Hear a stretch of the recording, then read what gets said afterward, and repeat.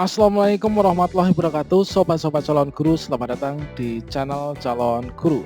Sobat-sobatnya, pada video ini kita akan berbagi sebuah kabar gembira bagi teman-teman yang telah lulus seleksi PTKK Guru, baik itu seleksi PTKK Guru tahap 1 ataupun juga seleksi PTKK Guru tahap 2, serta bagi teman-teman yang nantinya akan lulus di seleksi PTKK Guru di tahap 3. Setelah kita menyelesaikan proses pengisian DRH dan juga upload pemberkasan di akun SSC ASN, maka langkah berikutnya ini kita tinggal menanti saja untuk penerbitan SK P3K kita, teman-teman. Tentunya dengan diterbitkannya SK P3K kita, itu nanti kita akan ditentukan ya kira-kira untuk TMT kita mulai mengajar itu kapan dan mulai kapankah kita akan menerima pembayaran gaji.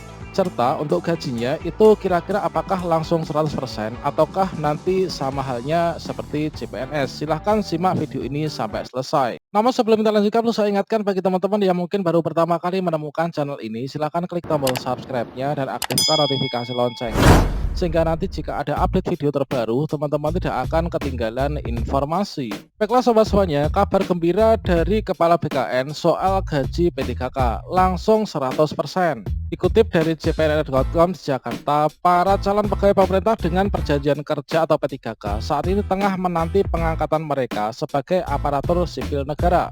Pengangkatan mereka sebagai ASN ditandai dengan penetapan NI P3K dan juga SK P3K. Berikutnya timbul pertanyaan di kalangan calon P3K, apakah mereka harus mengikuti prajabatan seperti CPNS sehingga gaji mereka yang diterima ini belum 100%? Apakah begitu diangkat mereka menerima gaji 80% ataukah langsung 100%? Pelaksana tugas PLT Kepala Badan Kepegawaian Negara Bima Arya Wibisana mengungkapkan tidak ada dasar hukum terkait tentang pelaksanaan prajabatan bagi P3K. Walaupun sama-sama ASN dan digaji setara PNS, tapi tidak ada latihan dasar atau latsar atau prajabatan bagi P3K. P3K kan sistem kerjanya kontrak, jadi enggak perlu prajabatan, ujar Bima Arya kepada JPNN. Mengenai masa kontrak P3K yang berbeda-beda, Bima menjelaskan di dalam Permen PAN RB nomor 28 tahun 2021 dan Permen PAN RB nomor 29 tahun 2021 ada ketentuan batas minimal setahun dan maksimal 5 tahun. Hal tersebut sesuai dengan yang tertera pada Permen PAN RB nomor 28 tahun 2021 pada pasal 43. Masa hubungan perjanjian kerja P3K sebagaimana dimaksud pada ayat pasal 42 ayat 2 paling singkat 1 tahun dan paling lama 5 tahun, serta dapat diperpanjang sesuai kebutuhan masing-masing instansi daerah. Bima juga menegaskan tidak ada ketentuan masa kontrak sampai pensiun. Namun bila dalam evaluasi kinerja yang dilakukan setiap tahun dan dinyatakan P3K bekerja bagus, masih dibutuhkan instansi, maka kontraknya bisa diperpanjang terus sampai usia pensiun. Jadi ini tergantung kebijakan pejabat pembina kepegawaian masing-masing selaku pemberi kerja, terang Bima. Dia menyarankan para P3K terus meningkatkan kinerja agar masa kontraknya ini bisa diperpanjang terus.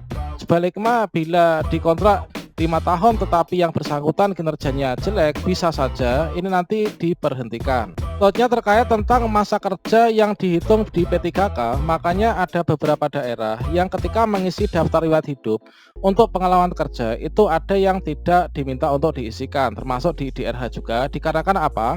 Di sini sesuai dengan pasal 44, P3K yang telah diangkat sebagaimana dimaksud dalam pasal 42 ini diberikan gaji berdasarkan golongan gaji sesuai dengan ketentuan peraturan perundang-undangan dengan masa kerja 0 tahun. Jadi untuk masa kerja ini tidak diperhitungkan, dikarenakan semuanya ini nanti masa kerjanya adalah 0 tahun ya setelah perjanjian kerja ini ditandatangani.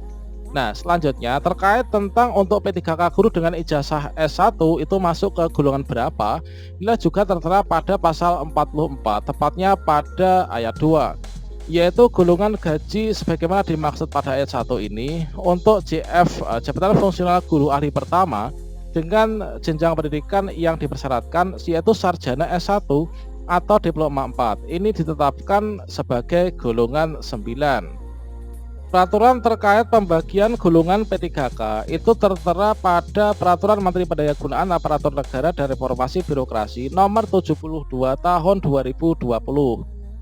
Yang mana di sini tertera yaitu untuk golongan gaji pegawai pemerintah dengan perjanjian kerja untuk jabatan P3K yaitu jabatan fungsional guru.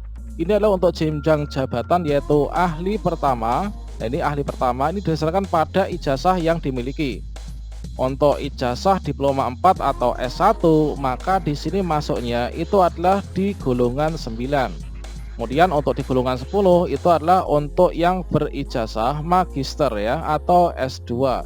Nah, selanjutnya sekarang untuk di golongan 9 dengan ijazah S1 dengan gaji langsung 100%, tidak ada diklat prajabatan dan juga latsar, kira-kira seperti apa gajinya? Coba sekarang kita cek bersama pada Peraturan Presiden Republik Indonesia Nomor 98 Tahun 2020 tentang gaji dan tunjangan P3K. Nah, di sini dapat kita ketahui bersama bahwa untuk gaji P3K dengan golongan 9, nah ini teman-teman, dengan golongan 9, maka di sini diberikan gaji yaitu seperti ini. Nah, ini untuk gaji P3K golongan 9 dengan masa kerja 0 tahun ini adalah sebesar Rp2.966.500. Ini adalah dibayarkan dari gaji pokok. Tentunya gaji yang dibayarkan ini nanti ditambah dengan tunjangan-tunjangan yang dimiliki. Ini adalah salah satu contoh dari SK P3K dengan jabatan guru kelas ahli pratama dengan ijazah S1 pendidikan guru sekolah dasar. Maka di sini masuk ke golongan 9. Kemudian mendapatkan pembayaran gaji sesuai dengan peraturan presiden tadi, yaitu untuk golongan 9 masa kerja 0 tahun ini adalah Rp2.966.500. Selanjutnya kemarin bagi teman-teman yang bertanya terkait tentang gaji berkala P3K itu apakah ada? Nah, di sini tertera pada pasal 3. P3K dapat diberikan kenaikan gaji berkala atau kenaikan gaji istimewa yang dilaksanakan sesuai dengan ketentuan peraturan. Besaran kenaikan gaji berkala atau kenaikan gaji istimewa itu dimaksud berdasarkan ketentuan peraturan presiden ini. Nah, di sini kita bisa cek ya. Untuk kenaikan gaji berkala, nah misalkan saja di sini kalau misalkan masa kerja kita adalah sekian, maka nanti dengan bertambah masa kerja 2 tahun, yaitu masa kerja 2 tahun, maka kita akan ada kenaikan gaji ya dari Rp2.966.500 menjadi Rp3.059.800.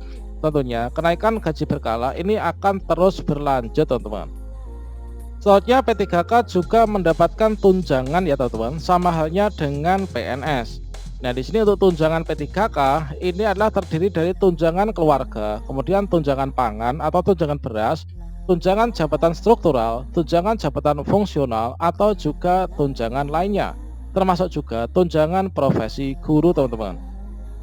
Selanjutnya terkait tentang sebagai contoh untuk rincian penerimaan gaji P3K di tahun 2022 bagi teman-teman yang saat ini menantikan SK P3K tahap 1, tahap 2 atau juga tahap 3 nanti adalah seperti ini. Nah, misalkan saja di sini untuk gaji pokoknya ini adalah belum ada kenaikan sesuai masih sama halnya dengan Perpres tadi. Jika belum menikah, maka kita hanya akan mendapatkan yaitu gaji pokok saja ditambah dengan tunjangan fungsional umum serta tunjangan beras. Jadi totalnya sekian, nanti dipotong pajak-pajak ini.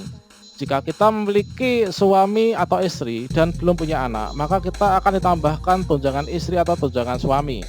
Sehingga di sini otomatis akan memperbanyak jumlah uang yang kita bawa pulang. Selanjutnya jika kita ini sudah menikah memiliki 1 anak, maka akan ditambah 1 tunjangan anak yang nilainya adalah sekian ini. Jika kita memiliki 2 anak, maka di sini juga otomatis akan bertambah ya. Bukan hanya berpengaruh pada besaran tunjangan anak yang kita dapatkan, tapi juga akan berpengaruh pada tunjangan berasnya teman-teman. Jadi di sini merupakan salah satu bukti bahwa filosofi bapak ibu kita, mbah-mbah kita di zaman dahulu, bahwa katanya banyak anak itu adalah banyak rezeki. Itu adalah mungkin saja titik benarnya adalah pada bagian ini. Jika teman-teman lolos P3K atau CPNS, jika memiliki banyak anak, maka teman-teman akan diakui untuk mendapatkan tunjangan ya teman-teman.